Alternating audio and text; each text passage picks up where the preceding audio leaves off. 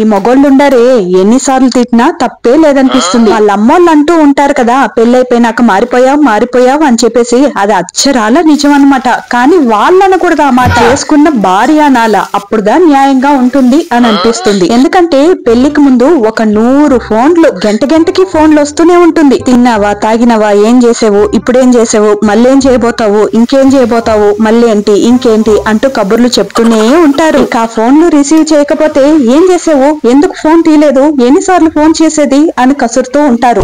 ఏదో మనం తనీగా ఒక రూమ్ లో ఉండేట్టు, అమ్మ నాన్న కూడా ఉంటారు అనే ఇంగిత జ్ఞానం కూడా ఉండదు. అస్తమానం ఫోన్లు మాట్లాడుతూ ఉంటే వాళ్ళు చీపురు కట్ట తిరిగేసి దంచుతారు అనేసి కూడా కొంచెం కూడా ఆలోచించరన్నమాట. అలా ఉంటారన్నమాట పెళ్లికి ముందు. వన్స్ పెళ్లి అయిపోయిందనుకో, ఫోను లేదు, గీను లేదు. పెళ్లికి ముందు భయపడి వస్తూ ఉంటాం. అమ్మ చూసేస్తుందేమో, నాన్న చూసేస్తారేమో, కొడతారేమో, తిడతారేమో, ఎందుకు ఇలా ఫోన్లు చేస్తూ ఉన్నావు అనేసి. పెళ్లి అయిపోయింది కదా, ఫ్రీడమ్ గా మాట్లాడదాం అని అనుకుంటాం.